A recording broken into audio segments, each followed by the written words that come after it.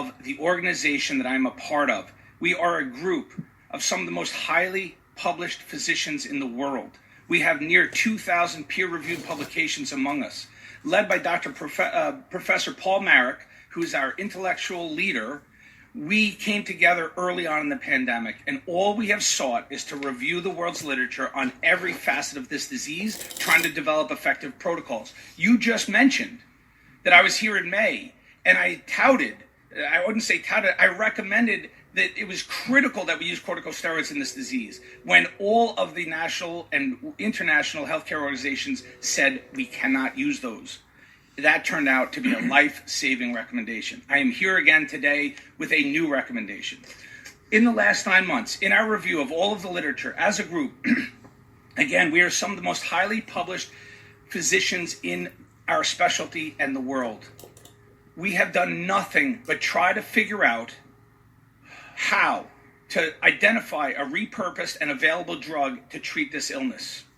We have now come to the conclusion after 9 months, and I have to point out, I am severely troubled by the fact that the NIH, the FDA, and the CDC, I do not know of any task force that was assigned or compiled to review repurposed drugs in an attempt to treat this disease. Everything has been about novel and or expensive pharmaceutically engineered drugs, things like tocilizumab and remdesivir and monoclonal antibodies and vaccines. We have 100 years of medicine development. We know we are expert in all the medicines we use, and I do not know of a task force that has been focused on repurposed drugs. I will tell you that my group and our organization, I will say that we have filled that void. That is all we have done is focus on the things we know and things we do. And I'm here to tell you, Dr. Reiter, he just presented. He has one study of the many that I want to talk about. And I want to talk about that we have a solution to this crisis. There is a drug that is proving to be of miraculous impact. And when I say miracle, I do not use that term lightly. And I don't want to be sensationalized when I say that. That is a scientific recommendation based on mountains of data that has emerged in the last 3 months. When I am told, and I just had to hear this in the opening sentence, that we are touting things that are not FDA or NIH recommended, let me be clear. The NIH, their recommendation on ivermectin, which is to not use it outside of controlled trials, is from August 27th. We are now in December. This is 3 to 4 months later. Mountains of data have emerged from many centers and countries around the world showing the miraculous effectiveness of ivermectin. It basically obliterates transmission of this virus. If you take it, you will not get approved by the Board of Certified. All right. Luckily, that's right where I wanted to catch it, where he says, if you take it, it will obliterate the chance of you getting COVID. This exists not only as a treatment after you're diagnosed with this, whatever it is, but it also stops it from happening. This doctor is one of the pulmonologists from one of the largest and most published group of not just pulmonologists, but probably physicians in the world. What he said is accurate, very well known. And in this, there is no one on the NIH or anyplace else who has more expertise when it comes to actual treatment. Not a board of people that just sit up top and figure out what's most profitable, but a group that's actually looking for solutions to actually fix the problem. So to continue to pump things that are very experimental and decide that you're going to use the population as an experimental subgroup is actually definitely a violation of the Nuremberg Code, which states you cannot make a population or anyone, any individual, participate in an experiment without giving them complete informed consent, which requires that they comprehend the consequences, both positively and negatively, and they actually know what's happening and what the options are, so that they can willingly participate or not without any consequences to them. That's a choice. That's what it means in general. If you don't do that, it's a crime against humanity. So, for earlier you heard Tom Melville say that the crimes that have been committed by Governor Cuomo, that they are egregious. He is currently forcing mandates. I know this for a fact. He has bullied and threatened various members of the Senate, and everyone goes along with what he says because they're afraid of him, because he has direct connections with organized crime and various other things. So in this agenda, they continue to push and push and push to force vaccinate. So to the U.S. Marshals who are following protocols, I want to say outright that what you're doing right now is irresponsible, because you know full well that they're ready to vote to mandate this here in New York. And so for every hour, every day that you wait, they're queuing up to force vaccinate 170,000 people to start here in New York, hoping that when they force vaccinate them, they create this massive group of zombies, and you have this incredible fallout, whatever that exactly looks like. But let me tell you, vaccines don't travel in things 90 below zero, but other things do. Biological weapons do. So there should be some concern, because our sources, our actual investigations have shown that SARS-2, a second introduction of this virus, was actually in these cryogenic freezers, right? It was out there. Now, it doesn't mean that they don't have something else cooked up in these other freezers, because we know that, dry ice has been being delivered all over New York and other places as well to make sure they keep this vaccine safe. Doesn't make sense. But it doesn't make sense from a practical standpoint. And then on top of that, it's what we actually know. So you have the facts. You have the actual recording of this governor, or so-called governor, plotting to commit treason against the American people and against the president, taking away the option people even had, or the validity of their vote whatsoever here in New York. And it is insane that you are waiting on anything. I don't care what his lawyers have to say. It's ridiculous. At some point, you recognize someone is committing an act of treason. They are waging war and seeking to damage millions of people. For you to keep slacking and making excuses is unacceptable.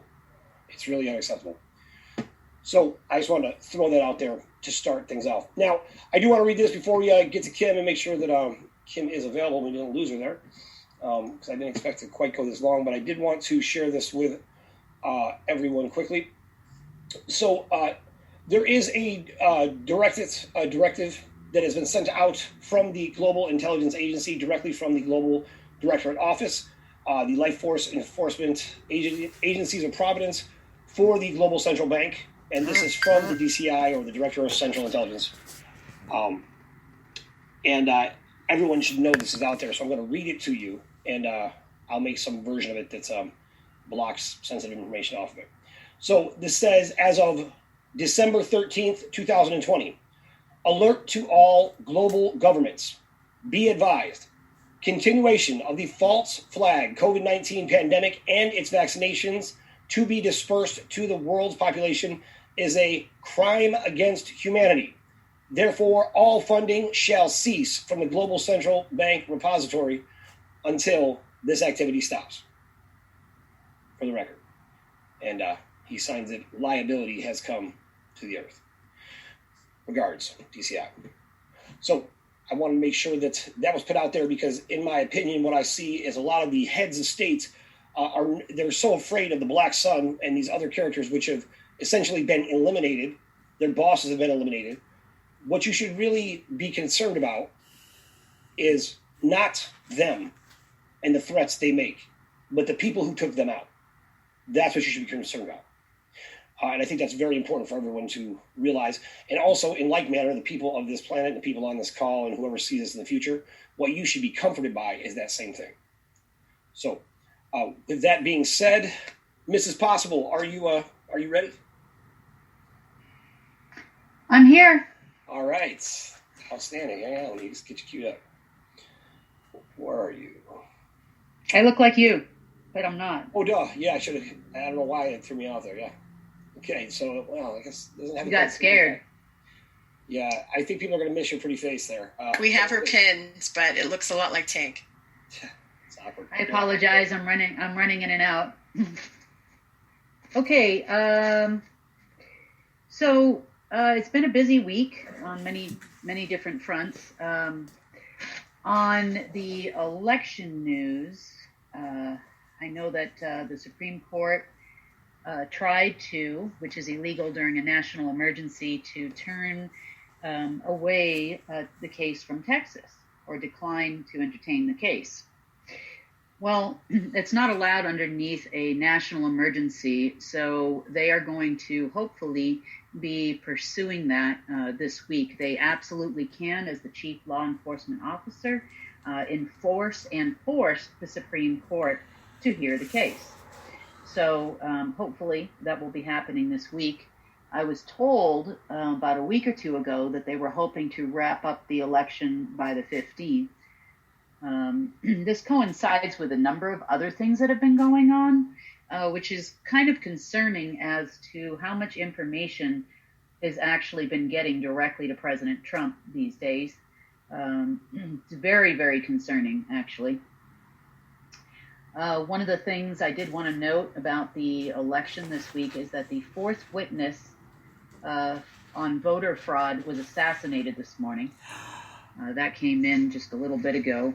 And so the deep state of the U.S. is feverishly working to eliminate all evidence, and apparently witnesses as well. They should be tried and charged for their crime. We will locate who participated in that event and turn over that information within the next 48 hours. Okay, so we did talk a little bit about Operation Devil Storm. Operation Devil Storm was the complete and total Chinese takeover of the United States and the world by 2022. And the first part of that was due to kick off in the last 24 hours, due to kick off today.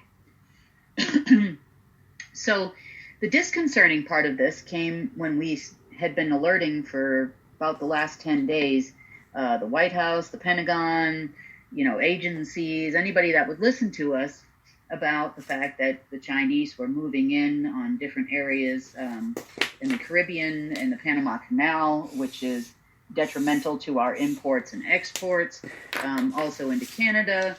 We have found them in Ireland off the coast. We've also found them in the UK, which has been permitted by the United Kingdom and therefore the entire Commonwealth nations. Was also informed that everybody was moving in Australia this week, as well as Japan. I know in South Africa and Djibouti as well. So they had been moving these battleships around in all these different locations, preparing for an event. As I understand it, via the back chatter, is that this event was due to take place on the new moon, which is today. So something had to be done, and something had to be done quickly because, all our calls, all our notifications, all our evidence was falling on deaf ears for whatever reason. We can kind of get a general idea that, some members of the deep state, in militaries and agencies and worldwide, were in agreement with this. We also got a call earlier this week, and this is how easy it is to spot the deep state these days. We got a call from some members of MI6 into the directorate office, basically telling them that Biden would be a better choice and we need to just let it happen. We need to not interfere. We need to make sure Biden gets in. Why? Because it is a fact that an agreement was signed between the United Kingdom and China. That is not a guess. That is a fact. So it appears that when they couldn't take the world over financially, they couldn't take the world over using their Teutonic plate EMPs a few months back, if you remember the call then. Now we were going into a full-on hot war with China. Well, I have no idea how it happened, but someone somewhere put frequency weapons into position on Friday, and they were all launched by yesterday. So overnight, these ships and arsenals on land somehow lost all of their equipment. They just vanished. So frequency weapons, it's like dust in the wind, let's say. So good luck to everyone looking for them now. Also, So wait. So some